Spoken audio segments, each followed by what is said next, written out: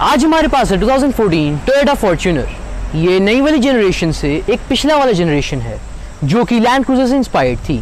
जो नई वाली जनरेशन की डिजाइनिंग है वो लेक्सस के काउंटर पार्ट से इंस्पायर्ड है। पर्सनली मुझे ये वाली जनरेशन ज्यादा पसंद है क्योंकि इस कार में एक बोल्डनेस है जो कि इस कार को एक बहुत अच्छी रोड प्रेजेंस देती है।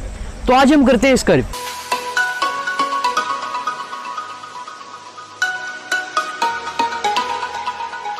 पर इस रिव्यू का शुरू करने से पहले हम बात कर लेते हैं इस कार की प्राइस की, कंडीशन की और कुछ सर्विसेज जो मोहित तनाजा कार डील्स आपको प्रोवाइड करता है।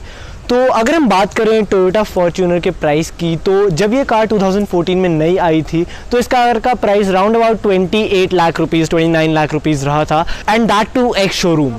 ऑन रोड ये कार कुछ 30-31 के आसपास पड़ती थी।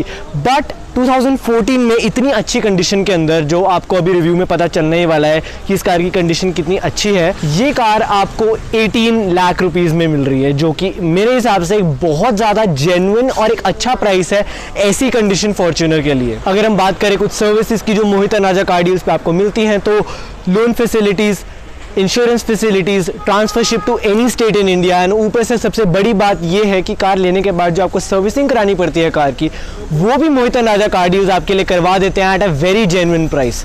तो मेरे हिसाब से कार लेने के बाद भी आपको कंप्लीट पीस ऑफ माइंड रहने वाला है, एंड मेरे हिसाब से ये एक कंप्लीट स्टील डील है। अगर हम स्टाइलिंग की बात फ्रंट में करें तो यहाँ पे हमारे पास एक क्रोम गार्निश ग्रिल है और उसके बिल्कुल सेंटर में ही टोयोटा का लोगो भी है। जो इस कार के हेडलैम्प्स हैं वो ग्रिल के साथ काफी अच्छे से इंटीग्रेट किए गए हैं। अगर हम हेडलैम्प्स की बात करें तो हमारे पास प्रोजेक्टर हेडलैम्प सेटअप है जो कि लाइटिंग कंडीशंस के लिए काफी अच्छा है। और अगर हम नीचे चलें तो हमारे पास यहाँ पे हैलोजन फॉग लैंप्स भी हैं। अब जैसे कि ये कार एक काफी पावरफुल और केपेबल कार है, वैसे ही इस कार में काफी पावरफुल इंजन भी है। तो उसको ठंडा रखने के लिए टोयोटा ने आपको एक हुड स्कूप दिया है जो कि एक काफी अच्छा स्टाइलिंग क्यूब भी है। अब हम बात करते हैं इस कार के साइड प्रोफाइल की। तो यहाँ पे हमारे पास 20 inch diamond cut alloy wheels हैं जो कि काफी सुंदर लगते हैं। इस कार में हमारे पास एक रनिंग बोर्ड भी है जो इस कार में उतरना एंड चढ़ना इजी कर देता है काफी। इस कार में थोड़ी थोड़ी डिटेल्स भी काफी अच्छी लगती हैं, जैसे कि यहाँ पे Chrome handles and blacked out roof rails. अब हम बात करते हैं इस कार के रेयर की। इस कार का रेयर काफी बोल्ड है और इसमें हमारे पास एक क्रोम बार दिया गया है जिसमें फॉर्च्यूनर एनग्रेव्ड है जो कि काफी सुंदर लगता है। तो अगर हम बैजिंग्स की बात करें तो यहाँ पे हमारे पास 3.0 D4D ऑटोमेटिक बैजिंग है जो कि सजेस्ट करती है कि इस कार में ऑल व्हील ड्राइव है और ऑटोमेटिक ट्रांसमिशन है। और ऑब्वियसली हमारे पास मिडिल में टोयोटा का लोगो तो है ही। कार के नीचे की तरफ हमारे पास एक क्रोम टिप एग्जॉस्ट भी मिलता है इस कार में। और एक फीचर जो इस कार में काफ़ी अच्छा लगता है कि जैसे ये बड़ी कार है तो यहाँ पे आपको रिफ्लेक्टर्स देखने को मिलेंगे हर तरफ, जैसे कि यहाँ पे दिए गए हैं।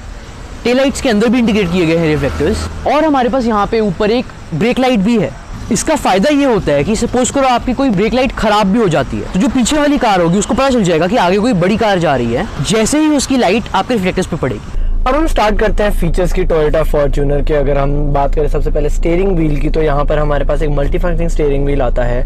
वॉल्यूम अप बटन्स यहाँ पर हैं, ट्रैक ट्यूनिंग बटन्स यहाँ पर हैं जो कि बहुत नॉर्मल है। यहाँ पर हमारे पास आता है मोड जो कि यूज़ होता है इसके लिए, यानी कि अगर आप मोड दबाएंगे तो FM AM ब्लूटूथ ऑडियो के बीच में वो चेंज होता रहेगा मोड दबाने से। एंड देन ये आपका कॉल उठाने का बटन, कॉल एंड करने का बटन है। एंड इस साइड पे हमारे पास आता है एक ब्लैंक स्विच एंड एक आता है डिस्प्ले का, जो कि एक्चुअली ये डिस्प्ले है। एंड ये डिस्प्ले सरप्राइजिंगली बहुत ज़्यादा यूजफुल है। इसके अंदर काफ़ी ज़्यादा इन्फॉर्मेशन ऐसी मिलती है जो कि हमें नॉर्मल कार्स में देखने को नहीं मिलती, तो हम उसके ऊपर भी आते हैं। बात करें अगर हम यहाँ पर जो छोटी सी डिस्प्ले दे रखी है, ये इस कार का सिर्फ ओडोमीटर है, कोई और डिस्प्ले नहीं है।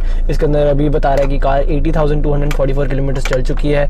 ये आपका ट्रिप A आ जाता है एंड ये आपका ट्रिप B आ जाता है, जो कि वंस अगेन काफ़ी नॉर्मल चीज़ें हैं। सो अब हम चलते हैं सेंटर कंसोल एरिया पे। यहाँ पर तो हमारे पास हमारे AC कंट्रोल्स आ जाते हैं, जिसके अंदर ऑटो AC का भी फीचर हमें मिलता है, तो ये चीज़ हमें काफ़ी अच्छी लगी है। एंड देन हमारे पास आती है ये डिस्प्ले। तो अगर हम डिस्प्ले की बात करें तो ये एक टच स्क्रीन डिस्प्ले है। ऑब्वियसली थोड़ी पुरानी है तो हमें हमारे स्मार्टफोन जैसी यूजेबिलिटी तो इसमें नहीं मिलती, लेकिन यूज़फुल बहुत है ये। जैसे कि आप अपना फ़ोन कनेक्ट करने के बाद आप किसी को कॉल वगैरह लगा सकते हैं। देन हमारे पास ये कॉल अगर डायरेक्टली लगानी है तो ये बटन दबा के आप कॉल सेटिंग्स आ जाएंगी।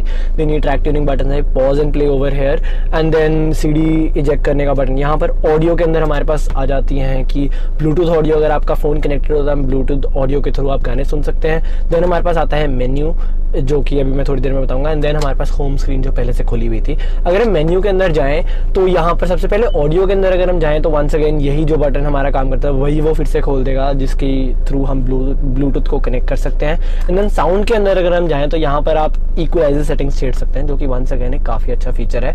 एंड वापस अगर हम मेन्यू में जाएं तो यहाँ पर हमारे पास आता है टेलीफोन सेटिंग्स। टेलीफोन सेटिंग्स के अंदर अगर हमारा फोन कनेक्टेड होता तो ये डायरेक्टली टेलीफोन सेटिंग्स खोल देता है, लेकिन क्योंकि अभी कोई फोन कनेक्टेड नहीं है इसलिए ये आपसे पूछ रहा है कि आपको कौन सा फोन कनेक्ट करना है। अगर आपको ऐड करना है या रिमूव करना है तो वो भी आपकी मर्जी है। तो ये था टेलीफोन सेटिंग्स के बारे में। अगर हम चलते हैं सेटअप के अंदर, तो सेटअप के अंदर हमारे पास और थोड़े ऑप्शन आ रहे हैं, जैसे कि general, display, Bluetooth, telephone, audio.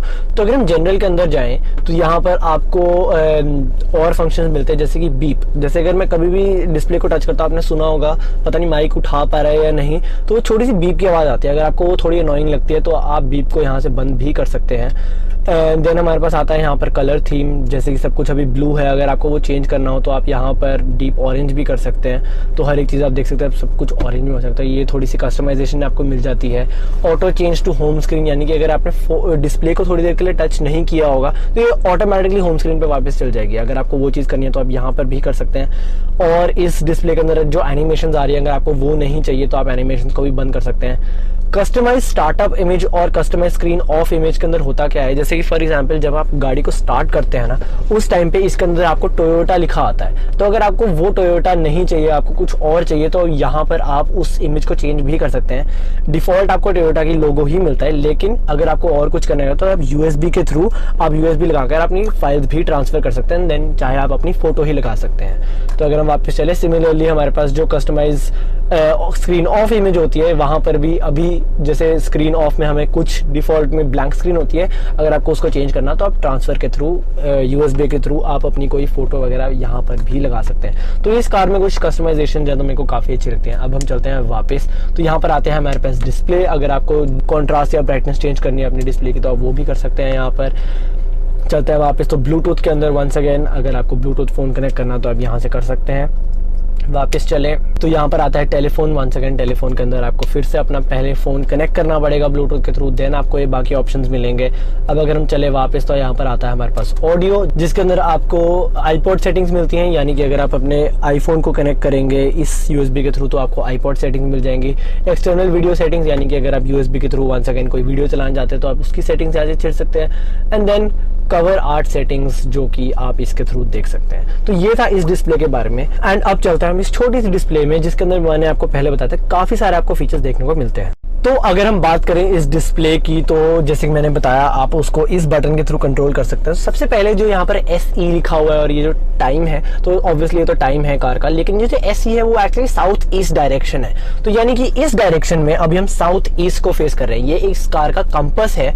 तो अगर आप कार को मान लीजिए ऑफ रोडिंग लेके गए हैं, और ऑफ रोडिंग के भी हमारे पास काफ़ी फीचर्स हैं इस कार में, जिसके बारे में हम बात करने वाले हैं। बट एनीवेज, इफ आप कहीं ऐसी जगह गए हैं जहाँ पे नेविगेशन नहीं चलता, तो आप इस कार के कंपास को यूज़ करके वहाँ पर नेविगेट कर सकते हैं। तो ये चीज़ काफ़ी अच्छी है। देन हम डिस्प्ले बटन के थ्रू अगर हम इसको चेंज करें तो ये एक ब्लैंक स्क्रीन है। अगर आपको मान लीजिए कोई इन्फॉर्मेशन नहीं चाहिए और डीक्लटर्ड चाहिए सब कुछ, तो आप इसके थ्रू कर सकते हैं। देन नेक्स्ट अब आता है 37 डिग्री सेल्सियस, जो कि वंस अगेन काफ़ी नॉर्मल है, और 37 डिग्री सेल्सियस बाहर एक्सटर्नल टेम्परेचर है वो बता रहा है। देन नेक्स्ट अब आते हैं हमारे पास एवरेज फ्यूल इकोनॉमी। देन हम वापस चलते हैं डिस्प्ले के थ्रू, तो यहाँ पर हमारे पास आ जाती है इस कार की रियल टाइम एवरेज। क्योंकि अभी कार जस्ट स्टार्टेड है और चल नहीं रही है, इसलिए ये 0-0 बता रहा है, लेकिन जब आप कार को चलाएंगे तो आपको रियल टाइम में आपकी क्या एवरेज होगी वो आपको कार यहाँ पर बताती है।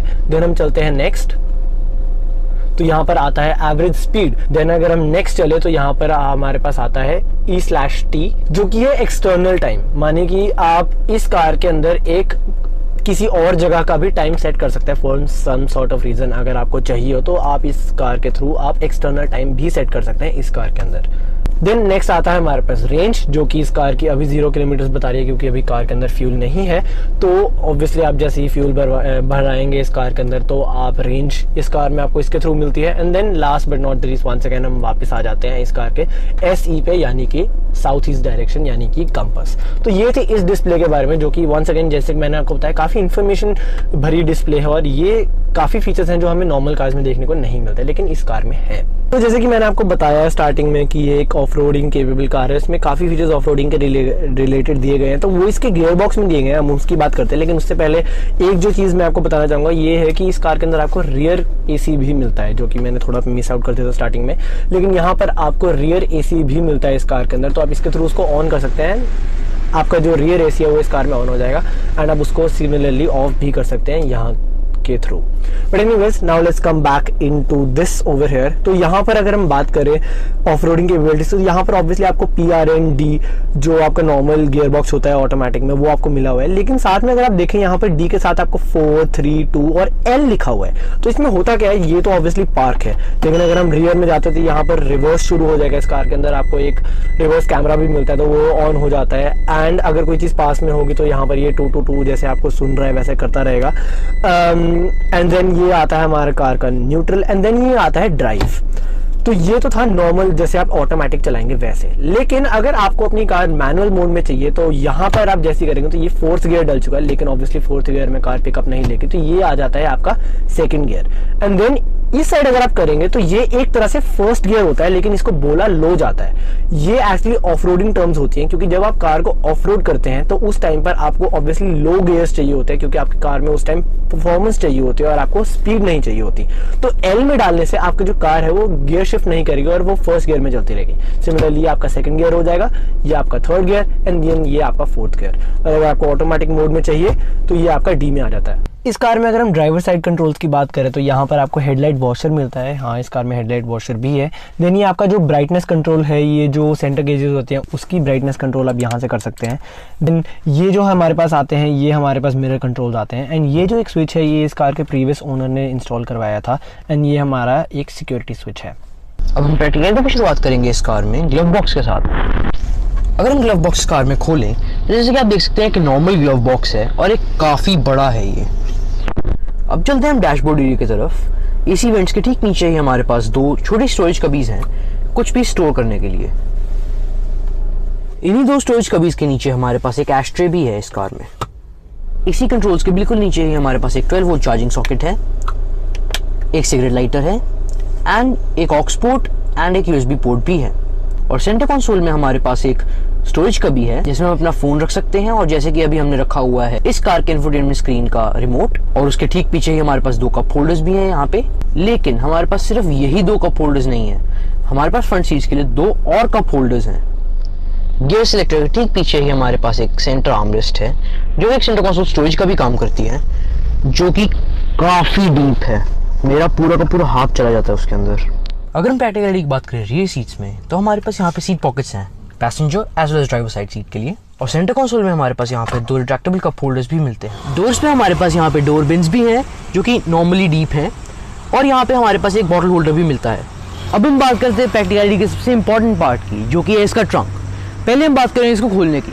इसको खोलने के हमारे पास सिर्फ एक ही तरीका है, बिकॉज इसके अंदर हमारे पास एक रिक्वेस्ट सेंसर नहीं आता, एक मैनुअल हैंडल आता है खोलने के लिए।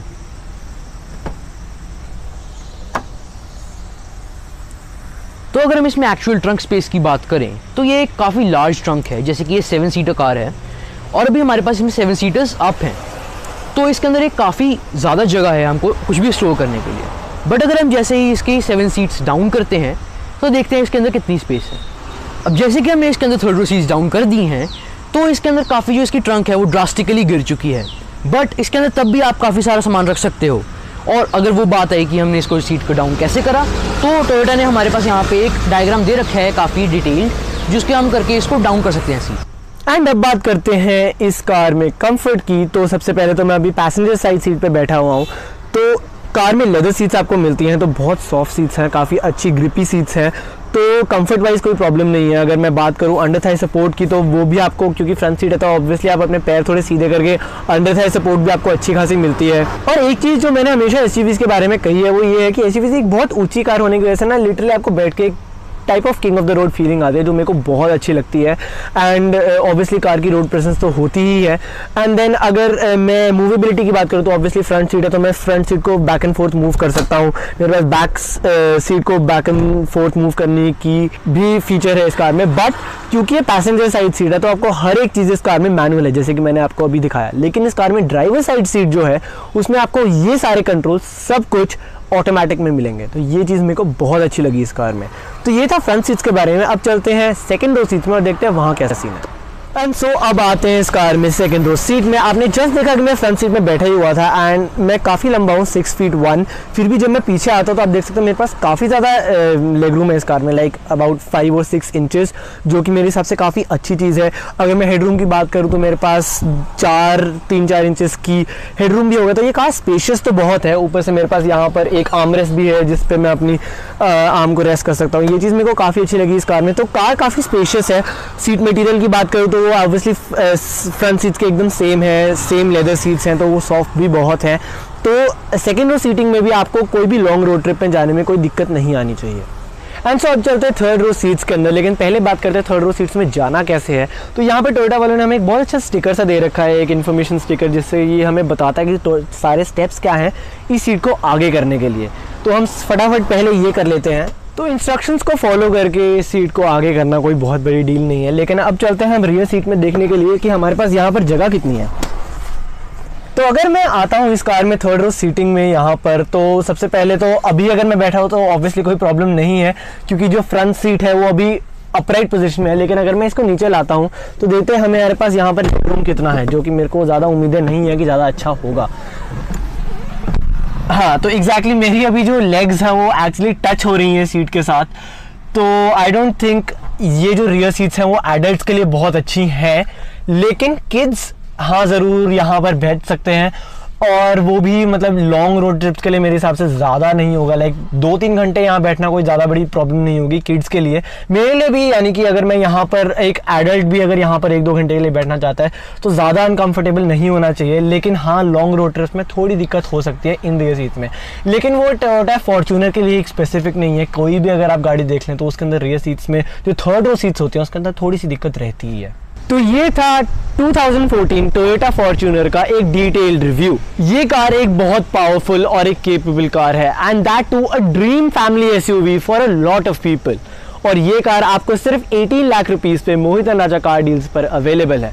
तो अगर आपको ये वीडियो पसंद आए तो हमें लाइक जरूर करें, कमेंट डाउन बिलो अगर आप ये कार या कोई भी और लग्जरी कार को लेने में इंटरेस्टेड है। इस वीडियो को जितना हो सके उतना शेयर करें, एंड एक सब्सक्राइब भी बहुत अच्छा रहेगा। Thank you.